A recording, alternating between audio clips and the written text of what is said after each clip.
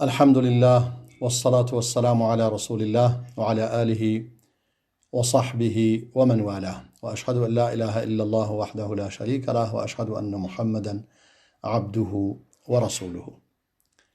خدمت تمام بینندگان عزیز و گرامی عرض سلام و ادب دارم. در خدمت شما هستیم با مجموعه برنامه دفاع از سنت. البته اکنون ویژه برنامه فضیلت نیمه شعبان، با توجه به اینکه در فضای اجتماعی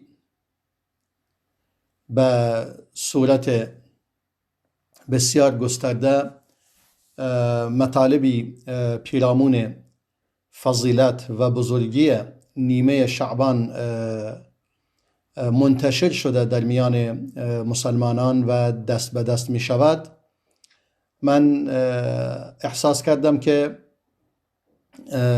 بر خود لازم دیدم که این مسئله در رابطه با این قضیه روشنگری هایی داشته باشیم که اون احادیثی که در رابطه با فضیلت شعبان و نیمه شعبان وجود دارد مقداری بررسی کنیم تا روشن شود که حقیقت ماجرا چی هست. اولا ما باید بیان کنیم که در صحیح بخاری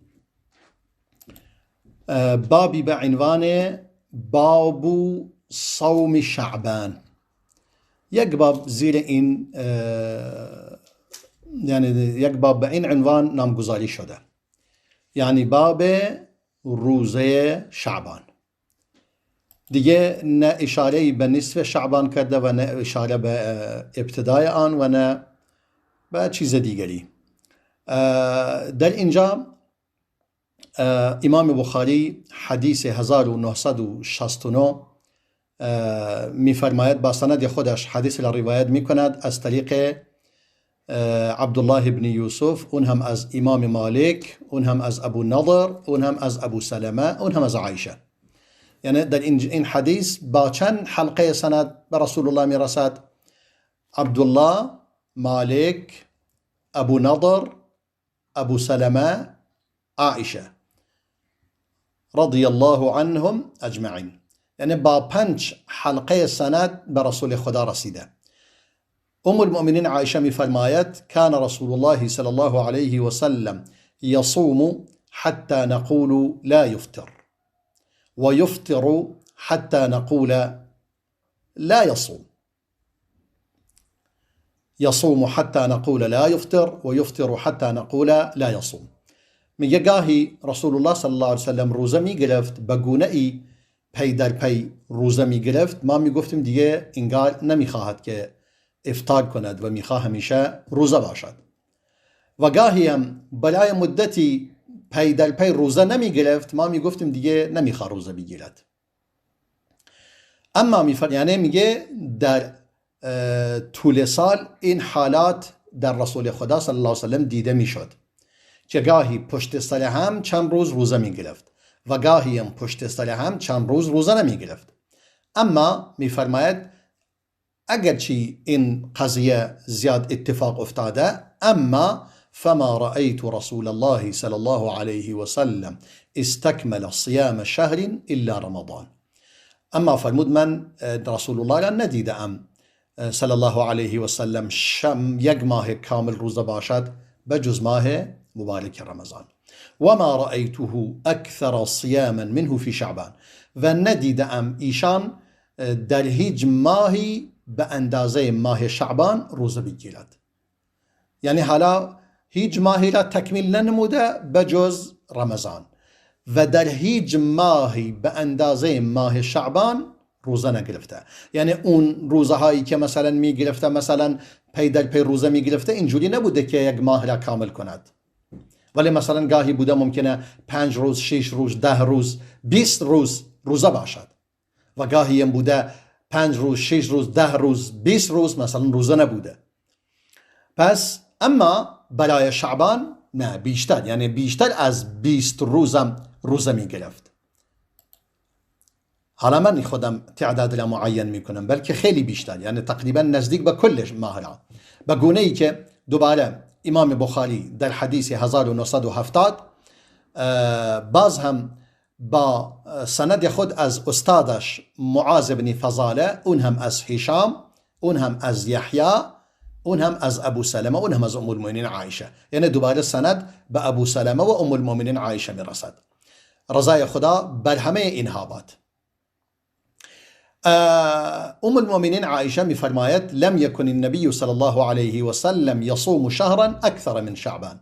میفرماید رسول الله صلی الله علیه و سلم در هیچ ماهی به اندازه ماه شعبان روزه نمی گرفت. حتی میفرماید فانه کان یصوم شعبان کله، اصلا کل شعبان روزه بود. البته این که میگه کلش، منظور این است که خیلی زیاد روزه می گرفت از ماه شعبان، یعنی دیگه انگار چیزی نمیموند که نگیرد. البته رسول الله فرموده صلی الله علیه و سلم لا يتقدمن احدكم بصوم يوم، لا يتقدمن رمضان بصوم يوم او يومين. فرموده یک روز یا 2 روز قبل از رمضان روزه نگیرید، یعنی مگر کسی عادت داشته و بر اساس عادت همیشگی، مثلا اون روز قبل از رمضان یا 2 روز قبل از رمضان مثلا مصادف باشد مثلا با عادت اون شخص، مثلا همیشه عادت دارد دوشنبه و پنجشنبه روزه باشد، حالا یک روز قبل از رمضان دوشنبه است، یا یک روز قبل از رمضان 2 روز قبل از رمضان مثلا پنجشنبه است، به خاطر این اشکال نداره روزه بگیرد. حالا ما در این احادیث در صحیح بخاری، حالا در صحیح مسلم این احادیث اومده و در همه احادیث، یعنی در تمام کتب سنت، در بخاری، مسلم، ابو داود، ترمذی، نسائی، ابن ماجه، مسند احمد، موطا مالک، همچنان که دیدیم از طریق امام مالک این حدیث رو روایت نمود، اصلا خود امام مالک این حدیث را آورده و بقیه کتب سنت این احادیث را روایت نمودند در رابطه با روزه ماه شعبان. دیگه اینجا اختصاص نداشت به مثلا نصف شعبان یا مثلا به روزی از روزهایش، بلکه کل شعبان سنت از انسان در آن روزه بگیرد. حالا یک نکته ای که در اینجا مردم خیلی به آن توجه میکنن مسئله نصف شعبان است و یکی از دلایل این که به نصف شعبان این اهمیت ویژه داده می شود، دلیلش این است که بعضی فکر میکنن که قرآن در نصف شعبان نازل شده و استدلال میکنن به آیاتی در ابتدای سوره دخان و در بعضی اهل کتب تفسیر و اهل تفسیر این مطلب را بیان نموده اند. مثلا اینکه خدا فرموده در ابتدای سوره دخان اعوذ بالله من الشیطان الرجیم انا انزلناه فی لیلة مبارکة انا كنا منذرین. میفرماید ما قرآن را نازل نمودیم در یک شب مبارکی. حالا تعدادی از اهل تفسیر گفتن این شب مبارک منظور شب 15 شعبان است، نیمه شعبان است.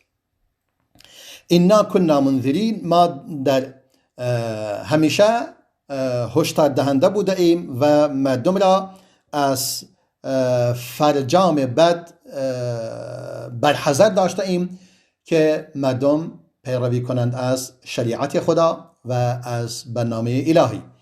حالا میفرماید فیها یفرق کل امر حکیم، در اون شب، یعنی در اون شب مبارک که قرآن نازل شده، تمام مسائلی که قرار بر این است انجام بگیرد در اون شب جدا می شود.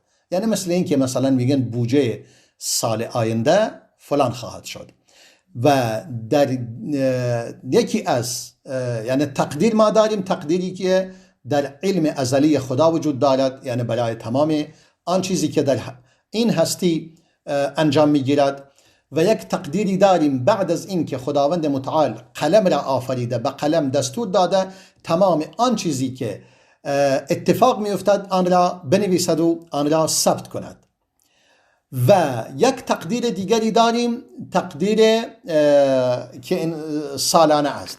یعنی در شبی که قرآن نازل شده، در اون شب تمام تقدیر اون سال جدا می شود. یعنی اون چیزی که مربوط به ارزاق باشد، رزق و روزی باشد، مربوط به مرگ و زندگی باشد، مرگ و میر باشد، چه کسانی می میرند، چه کسانی متولد می شوند، چه کسانی بیمار می شوند، چه کسانی شفا می یابند، چه مقدار رزق و روزی برای این سال، در این سال مثلا کسب می شود، در این سال مصرف می شود، در این سال تلف می شود. تمام این چیزها و دیگه هر چیزی که در اون سال اتفاق می افتد، در اون شبی که قرآن نازل شده، هر سال این مثلا میگوییم اتفاقات و تقدیر اون سال معین می شود. و یک تقدیر دیگری داریم برای هر انسانی که در جنین یا هر جنینی که در شکم مادر خود قرار می گیرد، بعد از اینکه روح در در کالبد اون جنین دمیده می شود، در همون روز هم تمام اون چیزی که مربوط به اون کودک باشد و اون جنین باشد برای او ثبت می شود. این هم یک نوع ثبت، یک تقدیر دیگری. پس اما تمام این تقادیر که در علم ازلی خدا بوده و بعد از اینکه خدا قلم را آفریده، به قلم دستور داده تمام اینها را بنویسد و در شکم مادر اون چیزی که مربوط به اون جنین می شود تمامش دوباره مشخص می شود یک بار دیگر، و در هر سال اون قسمتی که از اتفاقاتی که میخواهد اتفاق بیفتد در شبی که قرآن نازل شده، اون هم جدا می شود. حالا شب قرآن در کجا نازل شده؟ که در اینجا فرموده در یک شب مبارک قرآن نازل شده. خیلی خوب، این شب مبارک خدا در سوره قدر فرموده انا انزلناه فی لیلة القدر، میفرماید ما قرآن را در شب قدر نازل نموده ایم. و در سوره بقره هم میفرماید شهر رمضان الذی انزل فیه القرآن، و میفرماید ماه مبارک رمضانی که قرآن در آن نازل شده. پس در سوره دخان میفرماید در یک شب مبارکی نازل کردیم. در سوره قدر میفرماید در شب قدر نازل کرده ایم. در سوره بقره بیان میکند که در ماه رمضان بوده. پس نتیجه میگیریم این شب مبارک و اون شب قدر در ماه مبارک رمضان است. دیگه هیچ ربطی به 15 شعبان ندارد در واقع.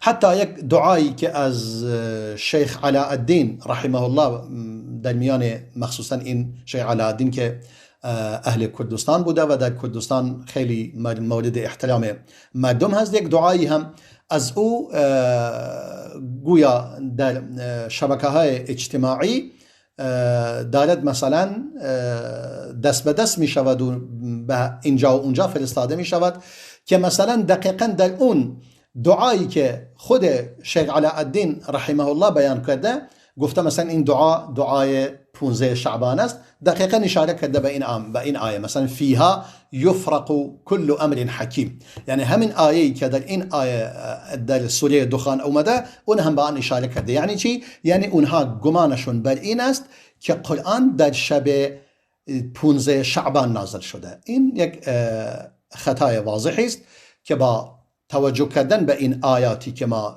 بررسی کردیم و نگاه کردیم مشخص می شود که شب 15 شعبان معروف است به شب برات. برات یعنی چی؟ یعنی خیر و برکت.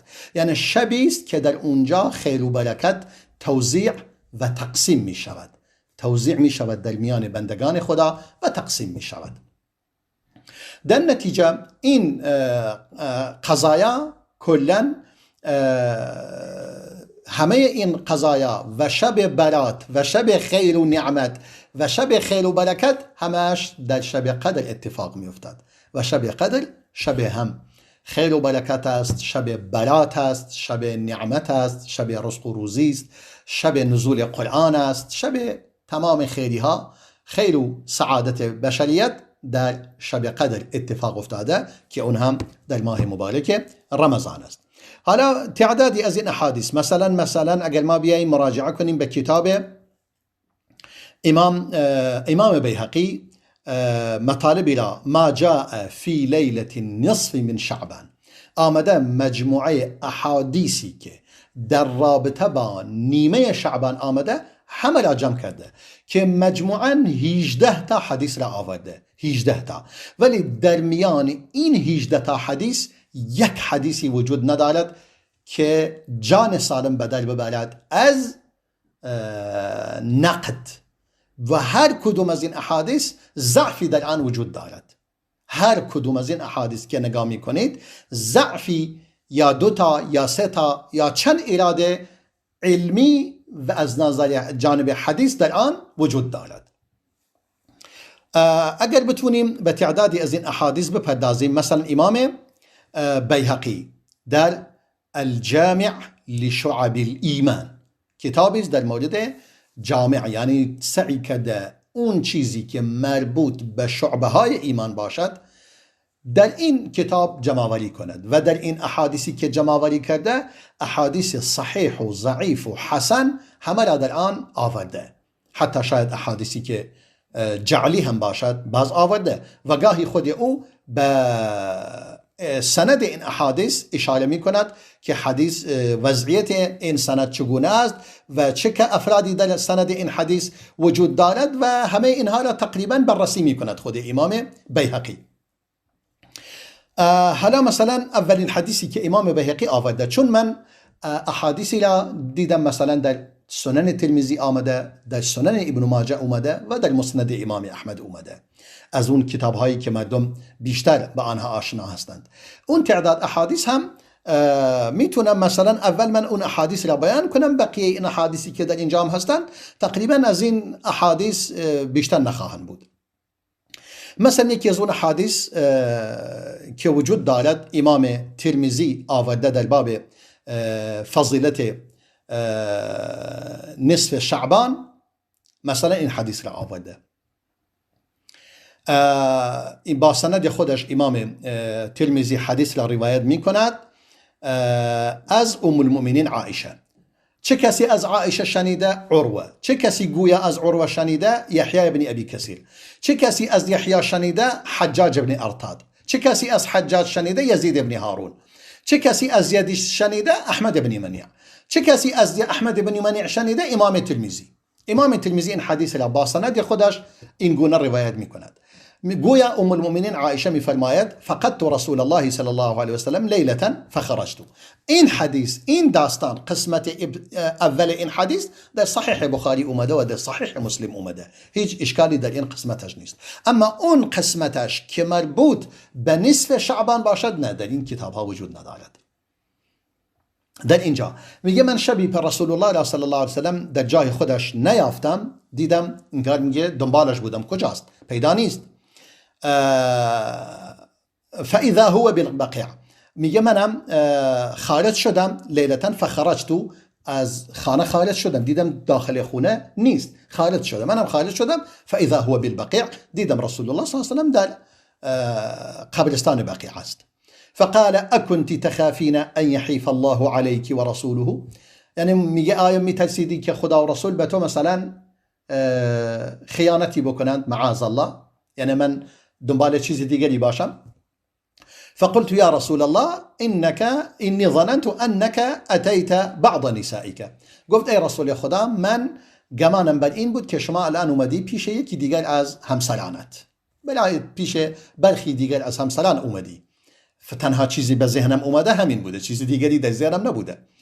فقال ان الله عز وجل ينزل ليلة نصف من شعبان الى السماء الدنيا.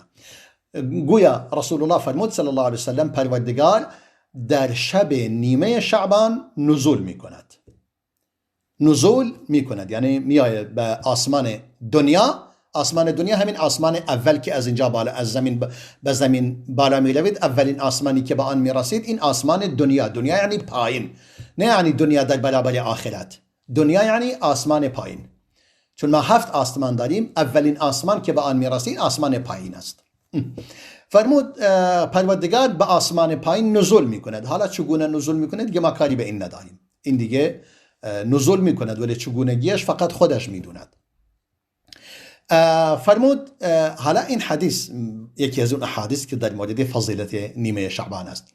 میگه فیغفروا لأکثر من عباد من عدد شعر غنم كلب. میگه پروردگار در این شب نیمه شعبان بیشتر از تعداد موی گوسفندی که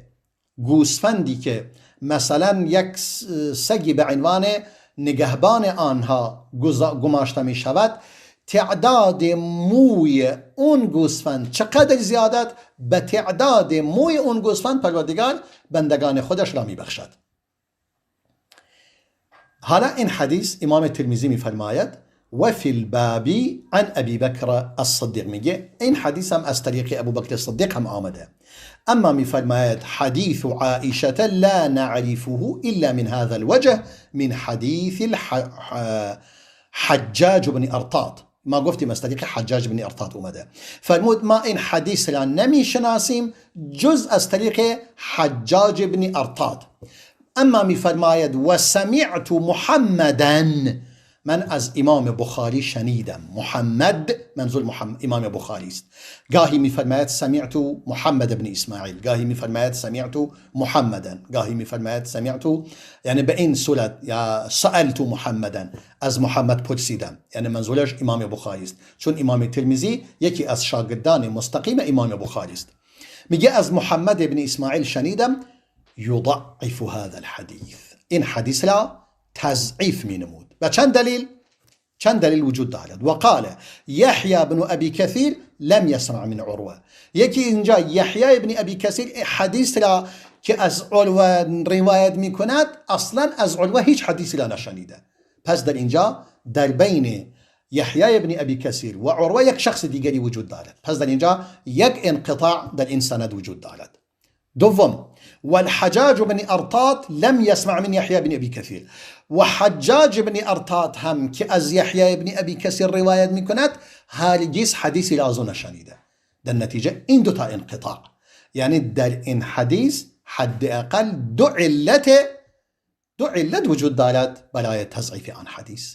این خود امام ترمذی بیان می کند، کسی دیگری بیان نکرده، خود امام ترمذی. در نتیجه این حال این حدیث که اشاره می کند که یعنی گویا اون شبی که رسول الله صلی الله علیه وسلم از خانه خارج شده و وارد قبرستان بقیع شده و برای اهل بقیع دعا نموده که در این شب آنها را مثلا مورد بخشایش خدا قرار بگیرد، چون در احادیثی که من گفتم در بخاری و مسلم این حدیث آمده به سند صحیح بدون اینکه هیچ اشاره کند به شب نیمه شعبان.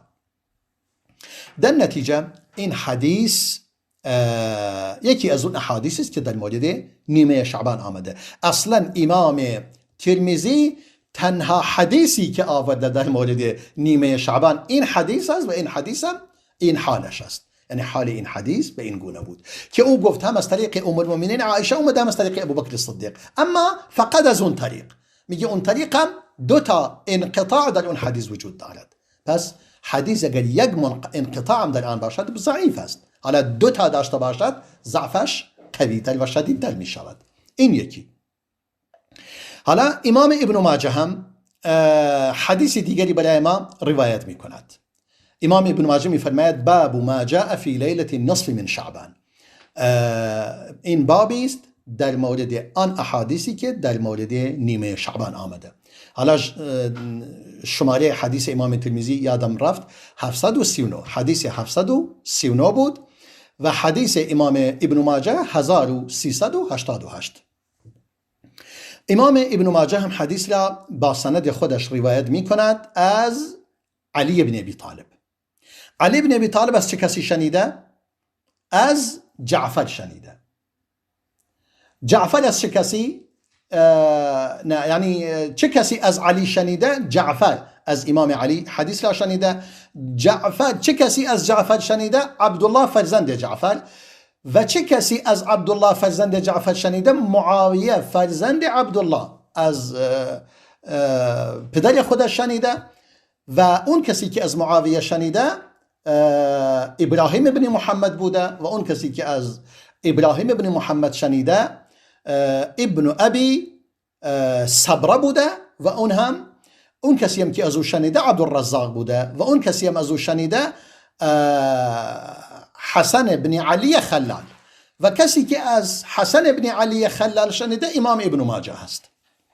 حالا این حدیث میفرماید امام علی فرموده، رسول الله فرموده صلی الله علیه وسلم، هنگامی که شب نصف نیمه شعبان فرا میرسد، فقوموا لیلها، شما شبش بیدار شوید، شب زنده‌داری کنید، و صوموا نهارها، و روزش روزه شوید، فإن الله ينزل فيها لغروب الشمس إلى سماء الدنيا، چون پروردگار به محض غروب شب نیمه شعبان پروردگار نزول می کند به آسمان پایینی، آسمان دنیا، اولین آسمان. فیقول الا من مستغفر لی فاغفر له، آیا کسی هست از من طلب بخشش کند تا من اولا ببخشم؟ الا مسترزق فارزقه، آیا کسی هست که الا مسترزق فارزقه، آیا کسی هست درخواست رزق و روزی کند تا من به او رزق و روزی بدهم؟ الا مبتلا فاعافیه، آیا کسی هست مبتلا به بیماری باشد تا من اولا شفا دهم؟ الا کذا الا کذا، آیا کسی هست این گونه باشد و نیازی داشته باشد که من نیازش را برآورده کنم؟ میگه حتی یطلع الفجر، تا فجر طلوع میکند این جریان اتفاق میافتد. یعنی پروردگار این گونه منتظر و انگار از بندگانش میخواهد که بیایید و از من نیاز و خواسته های خود را بخواهید. حالا این حدیث که مثلا امام ابن ماجه روایت میکند، ببینیم حال این حدیث چید. این حدیث سندش به کلی نابود است. حتی چرا؟ چون ابن ابی صبره که اسمش ابو بکر فرزند عبدالله ابن محمد قرشی است، رموه بالوضع، یعنی علما گفتن این شخصی است حدیث را جعل می کند. و ابراهیم بن محمد که منظور فرزند علی بن عبدالله بن ابراهیم است، در اینجا یعنی این شخص که در سند این حدیث وجود دارد چی هست؟ شخصی است متهم به این است که حدیث را جعل می کند. دیگه وقتی که کسی متهم به وضع باشد، حدیث میشه موضوع، حدیث میشه جعلی. به همین خاطر حقیقتا این حدیث هم این وضعش همین است. و امام بیهقی هم این حدیث را باز روایت می کند با همین سند. با هم میان برنامه می بینیم و باز هم در خدمت شما خواهیم بود. يا رب عبدك من عذابك مشفق، بك مستجير من لظى النيران، فارحم تضرعه إليك وحزنه، وامنن عليه اليوم بالغفران. يا من إذا وقف المسيء ببابه ستر القبيح وجاد بالغفران، تعفو الملوك عن النزيل بحيهم، كيف النزيل بساحة الرحمن. يا رب وفقني أعيش موحدا ومهللا أدعوك بالقرآن. يا رب عند الموت حسن منطقي، عند السؤال وملتقى الملكان.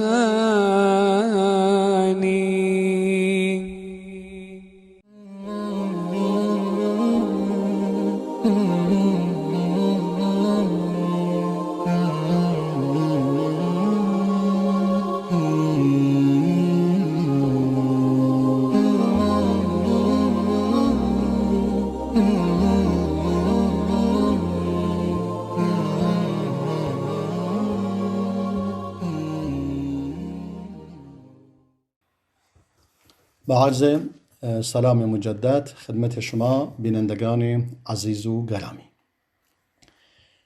این ما تاکنون دو تا حدیث از اون احادیثی که یکی امام ترمذی روایت کرده بود و دیگری که امام ابن ماجه بیان نمودیم و دوتایشون که ضعیف بودند، یعنی خیلی ضعیف بودند، یعنی دیگه قابل این نیستن که تقویت شوند. حدیث دیگری که باز امام ابن ماجه یعنی حدیث 1389 که روایت می کند همون حدیثی است که امام ترمذی روایت کرده بود با همون سند قبلی. در نتیجه اون حدیث که ما بیان کردیم که امام بخاری فرمود این حدیث ضعیف است، به دلیل اینکه ابن ابی ارطات در سند آن حدیث وجود داشت و به خاطر انقطاعی که وجود داشت. این که ما دوباره اون حدیث را دوباره نمی کنیم، تکرار نمی کنیم. یعنی اون حدیث قبلی که اولین حدیث هم امام ابن ماجه روایت کرده هم امام ترمذی. حالا حدیث دیگری که امام ابن ماجه دوباره این حدیث را روایت نموده حدیثی است، حدیث 1390. امام ابن ماجه با سند خودش این حدیث را از طریق راشد بن سعید بن راشد رملی، اون هم از ولید، اون هم از ابن لهیعه، اون هم از ضحاک، اون هم از ایمن، اون هم از ضحاک بن عبد الرحمن بن عرزب، اون هم از ابو موسی اشعری رضای خدا بر امام ابو موسی اشعری. اون هم از رسول خدا صلی الله علیه و سلم حدیث را روایت می کند. می فرماید ان الله لیطلع فی لیلة النصف من شعبان فیغفر لجمیع خلقه الا لمشرک او مشاحن. می فرماید همانا پروردگار در شب نیمه شعبان انگار بندگانش را زیر نظر قرار می دهد. همین که مثلا در اون احادیث می گوید مثلا به آسمان دنیا می آید، در اینجا می فرماید لیطلع، انگار میگه به آنها نگاه می کند و آنها را زیر نظر قرار می دهد. فیغفر لجمیع خلقه، تمام بندگان خودش را می بخشد، بندگانش اونا که عابد او هستند او را بندگی می کنند، الا لمشرک او مشاحن، مگر کسی که مشرک باشد یا مشاحن باشد. حالا مشاحن همچنان که شیخ معروف نودهی می فرماید بغض و ضغن و شحناء قینه. قین یعنی قهر، غضب، کینه. بغض و ضغن و شحناء همه به معنی کینه است. یعنی اگر کسی نسبت به مسلمانی کینه داشته باشد اون دیگه هیچ وقت پروردگار او را نخواهد بخشید. حالا این دیگه این حدیث در رابطه با روافض بسیار مناسب است که بغض و کینه صحابه را در دل دارند و بغض و کینه تمام مسلمانان را در دل دارند و تمام مسلمانان روی زمین را کافر می دونند بجز رافضیان اثنا عشری. دیگه غیر از اثنا عشری حتی شیعه های دیگر را کافر می دونند و مسلمانان دیگر را کافر می دونند و بغض و کینه همه آنها را در دل دارند. و می فرماید در اینجا، حالا در این حدیث که بهترین حدیثی در میان این احادیث که وجود دارد این یکیست که در سند این هم ابن لهیعه وجود دارد که ابن لهیعه هم ضعیف است. در اصل یک مرد بزرگواری است، اما کتابی که نوشته بوده سوخته شده. بعد از سوزانده شدن کتابش دیگه هر حدیثی روایت کرده باشد میگن این حدیثش ضعیف است. حالا این هم حالا چجوری تشخیص بدیم که اون روایتی که میکند قبل از سوزاندن کتابش است و یا اون که بعد از آن بوده، با توجه به اون کسانی که حدیث را یعنی از آنها روایت میکند. حالا اگر از عبادله از عبدالله ابن وهب مثلا حدیث را روایت کند میگیم این قبول است، این قبل از این است که کتابش از بین برود. اما وقتی که از غیر عبادله و عبدالله حدیث را روایت کند دیگه در اونجا ضعیف می شود. حالا اینجا ابن لهیعه از ضحاک ابن ایمن حدیث را روایت کرده، در نتیجه یکی از عبادله به حساب نمی آید. حالا این حدیث که ما گفتیم وقتی که نگاه می کنید، یعنی این حدیث بعضی از اهل علم مخصوصا از معاصرین این حدیث را گفتن حدیث حسن است، هرچند ضعف دارد اما گفتن شواهد دیگری وجود دارد که این را تقویت کند و به حد حسن برسد. حالا ما این یک حدیث را می توانیم در مورد فضیلت شعبان داشته باشیم در حالی که بدون ضعف نیست. این حدیث هم برای خودش ضعفی دارد که در اینجا مطلبی که در این حدیث وجود دارد هیچ اشاره نمی کند که فقط اشاره می کند که پروردگار در نیمه شعبان تمام آفریده های خودش را می بخشد، تمام بندگانش را می بخشد مگر کسی که مشرک باشد یا مشاحن باشد. مشاحن هم که گفتیم بغض و کینه مسلمانان در دل داشته باشد یا علیه مسلمانان شمشیر بکشد، از جامعه مسلمانان جدا می شود و علیه مسلمانان شمشیر می کشد. یعنی این معنی را برایش بیان نموده اند اهل علم. این تنها حدیثی است که اگر جان سالم به در ببرد در مورد نیمه شعبان وجود دارد، فی لیلة النصف. تمام دیگه اگر ما این حدیث را پذیرفتیم که یک حدیث با این هم حسن نیست، ضعیف است، یعنی حسن لغیره است، یعنی گفته می شود حسن لغیره، حسن بشواهده، یعنی با توجه به غیر خود به حد حسن می رسد، وگرنه در ذات خود ضعیف است. اگر احادیث دیگر آن را تقویت نکند این هم ضعیف است. منظور همین است. و حدیث دیگری که باز هم امام ابن ماجه روایت می کند، این هم دوباره از طریق ابن لهیعه است، این هم باز ضعیف است. یعنی حدیث دیگری که از طریق ابن لهیعه روایت می کند باز هم از ابو موسی اشعری، این هم از ابو موسی بود، این هم از ابو موسی، این هم باز از طریق ابن لهیعه. یعنی اصلا حدیث یکی است. تنها تفاوتی که در این دوتا حدیث وجود داشته باشد، در اون اولی در حدیث قبلی اون کسی که از ابن لهیعه روایت می کند ولید است، این یکی نضر ابن عبدالجبار است. و اون کسی که ابن لهیعه از اون روایت می کرد ضحاک بود، ضحاک ابن ایمن، اما در اینجا زبیر ابن سلیم است. تنها تفاوتشون در این هست. به همین خاطر چون ابن لهیعه در اینجا اون کسی که از او روایت می کند و اون کسی که ابن لهیعه از او روایت می کند متفاوت هستند، می تواند یک مقدار مسئله را تقویت کند. اما مهم این است هر دو به ابن لهیعه می رسند. ابن لهیعه هم ضعیف است در این حال. به همین خاطر اینها گفتن اولا در اینجا یک مشکل دیگری که در آنجا وجود دارد، عبدالرحمن ابن عرزب و زبیر ابن سلیم که از ابن لهیعه روایت می کند، این هم مجهول است. در نتیجه یعنی در این حدیث هم یک شخص مجهول و دو تا مجهول وجود دارد و خود ابن لهیعه هم که ضعیف است. در اون قبلی هم ابن لهیعه ضعیف بود. در نتیجه این احادیث وقتی که اینجوری باشد یعنی یکدیگر را در واقع تقویت نمی کنند. حالا بعضی از معاصرین گفتن این احادیث همدیگر را تقویت می کنند و آنها را تصحیح نموده اند. این وضعیت احادیثی است که در رابطه با نیمه شعبان وجود دارد. حالا ما نگاه کنیم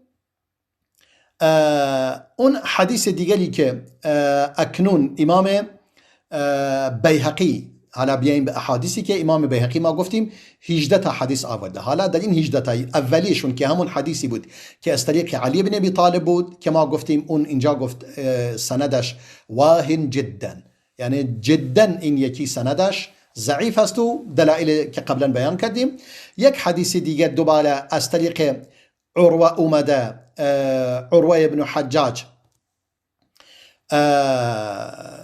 که تقریبا این حدیث هم قبلا بیان کرده بودیم، اینم باز ضعیف است که در حدیث قبلی بیان نمودیم، هم افراد مجهولی در سند آن وجود دارد، هم منقطع هست که قبلا بیان کردیم.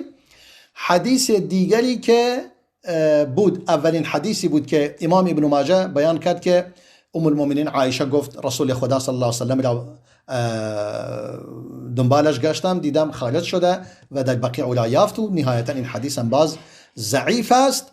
یعنی اینا مجموعه حدیثی هستند که امام بیهقی در شعب الایمان خودش آورده که نیازی نیست که به آنها بپردازیم. دوباره این حدیث اون حدیث را دوباره با سند دیگری آورده، اون هم باز ضعیف است. یعنی این احادیث فقط سعی کردن برایش طرقی پیدا کنند. حالا این حدیث دیگر که اکنون بیان کردیم که گفتیم همه بندگانش را میبخشد جز کسی که مشرک باشه یا در قلبش، این هم در اینجا آورده و این حدیث را به تعداد با الفاظ مختلفی، مثلا اون حدیث ابوبکر الصدیق که امام ترمذی گفت از طریق ابوبکر الصدیق هم اومده، میفرماید فیغفر لكل مؤمن الا العاق والمشاحن، میگه پروردگار همه ایمان مؤمنان را میبخشد بجز کسی که با پدر و مادرش بد رفتاری کند یا کسی که مشاحن باشد یا بغض و کینه اهل دین داشته باشد و مسلمانان یا علیه مسلمانان شمشیر بکشد.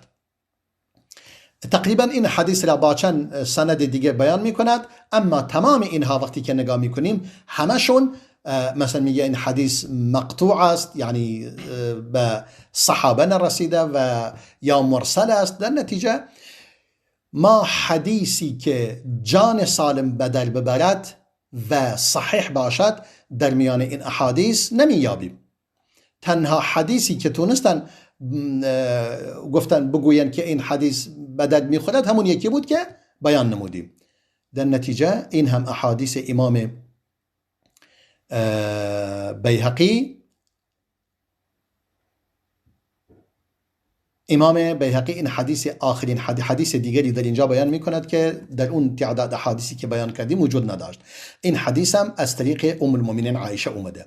میگه رسول الله صلی الله علیه و سلم شبی بلند شد یصلی که نماز بخواند فاطال السجود، سجده طولانی را بود، حتی ظننت انه قد قبض، حتی من تصور کردم که احتمالاً دیگه وفات یافته. یعنی اینقدر سجدهش طولانی شد که من ترسیدم مبادا که رسول خدا صلی الله علیه و سلم وفات کرده باشد.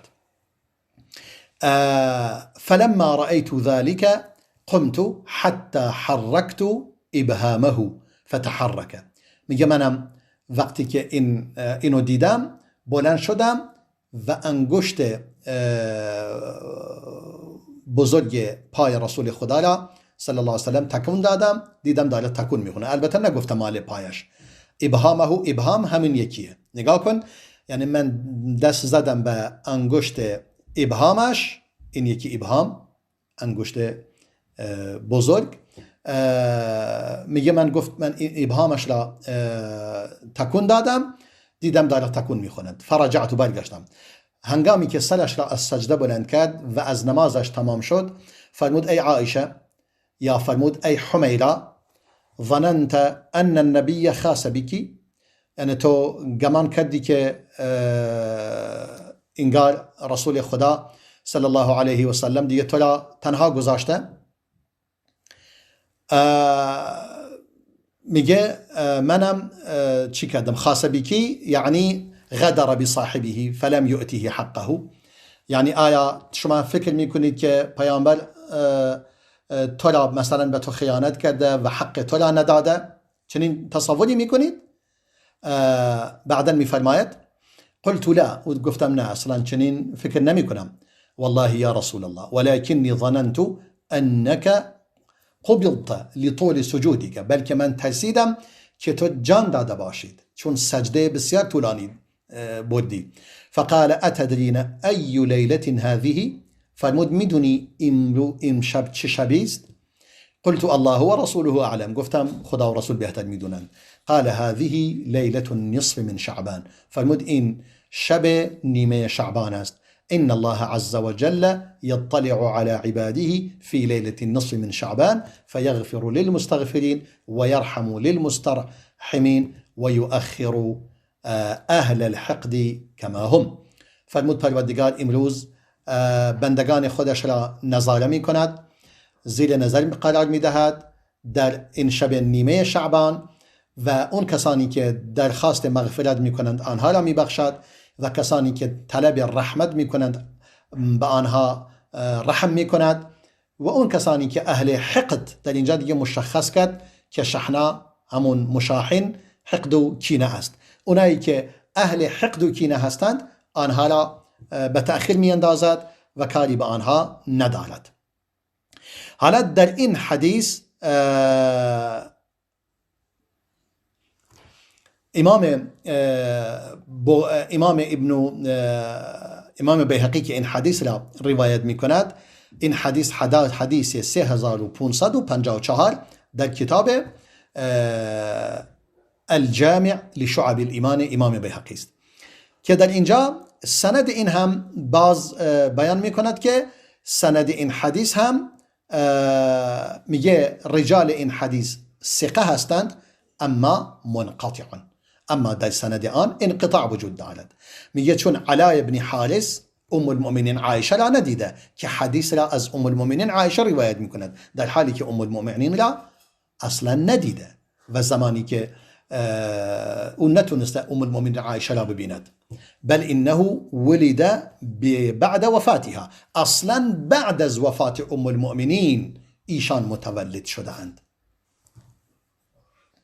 پس در اینجا این حدیث هم که نگاه میکنیم باز انقطاع در سند آن وجود دارد و دیگه معلوم نیست این حدیث چه کسی آن را روایت کرده. حالا خود امام بیهقی میفرماید، میگه هذا مرسل جید، میگه این یک مرسل جیدی است. مرسل به حدیثی گفته میشود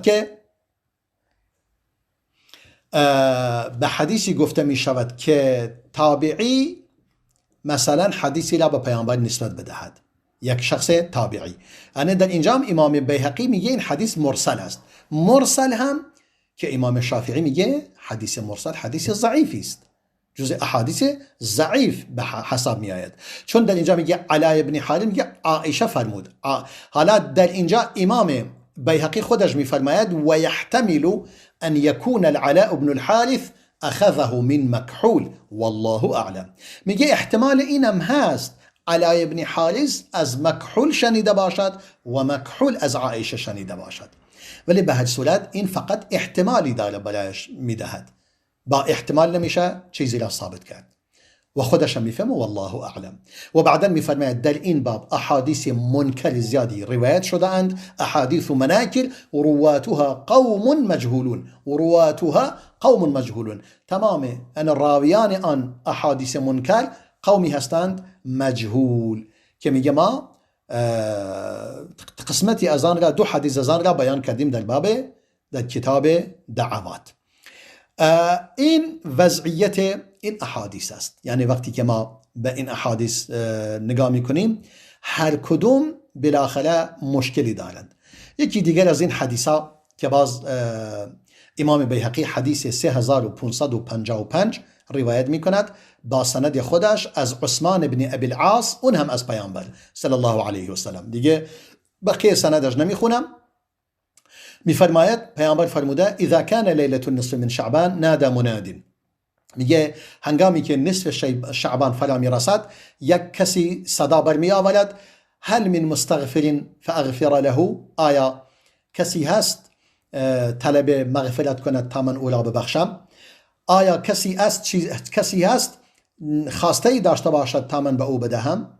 فلا يسأل احد شيئا الا اعطيه، میفرماید هیچ کسی نیست که چیزی را درخواست کند مگر به او داده می شود، الا زانیه بفرجها او مشرکون.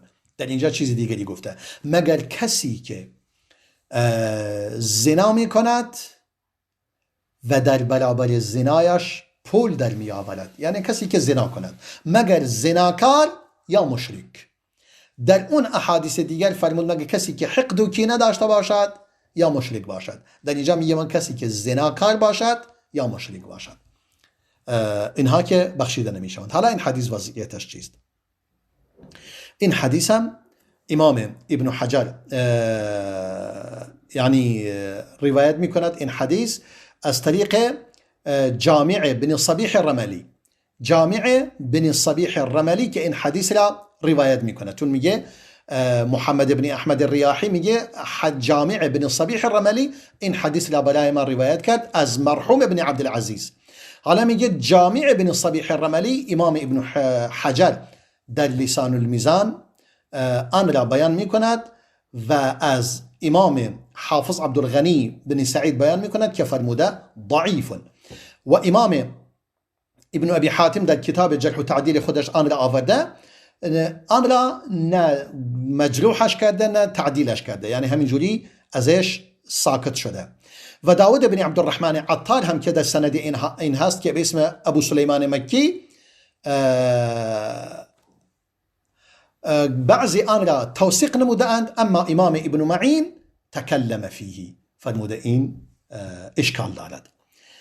یعنی وقتی که ما نگاه میکنیم باز این حدیث در سندش اشکالات دیگری دارد. یک حدیث اشکال دیگری که در این حدیث وجود دارد، حسن بصری میگه از عثمان بن ابی العاص چیزی نشنیده، یعنی از او، در حالی که حدیث از طریق حسن بصری روایت میکند از عثمان بن ابی العاص، پس در اینجا هم انقطاع دیگری وجود دارد. اما و هشام بن حسن قردوسی در اصل ثقه هست، یکی دیگه از راویان این حدیث است، اما روایت او از حسن و عطا در مورد، یعنی اگر حدیثی را از حسن بصری روایت کند یا از عطا بن رباح، مقال در آن وجود دارد، چون لانه کان یرسل عنهما، چون گاهی از آنها به صورت ارسال حدیث روایت میکرد. در نتیجه اشکال در اینجا وجود دارد، یعنی این حدیث وقتی که نگاه میکنید در واقع علتهای زیادی در آن وجود دارد که حدیث را تضعیف میکند. این هم وضعیت این حدیث. احساس میکنم وقت ما به پایان رسیده است و بقیه احادیث هم که در این زمینه وجود دارد هیچ کدوم جان سالم به در نمیبرند و بقیه ضعیفتر از این هستند، و من گفتم حدود 18 تا حدیث هستند که امام بیهقی در این شعب ایمان آورده و همش احادیث ضعیفی هستند. و آخرین حدیث آن که حدیث 3560 است، این هم حدیث ضعیفی است که چند تا علت در آن وجود دارد.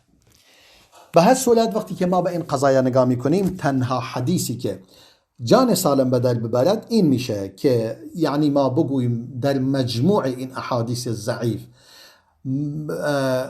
همچنان که بعضی از اهل علم به این نتیجه رسیده اند که فضیلتی برای 15 شعبان وجود دارد، در این حد است که پروردگار در 15 شعبان بندگانش را میبخشد و کسی که مشرک باشد یا گناهی داشته باشد که حق الناس باشد، مثلا کینه مسلمانان به دل داشته باشد، خداوند متعال اولا نخواهد بخشید. تنها این یکی بهترین حدیثی است که در این زمینه وجود داشته باشد، اون هم در ذات خودش ضعیف هست، اما بعضی از اهل علم آن را تقویت نموده اند. به این مقدار بسنده می کنیم. والسلام علیکم و رحمت الله و برکاته.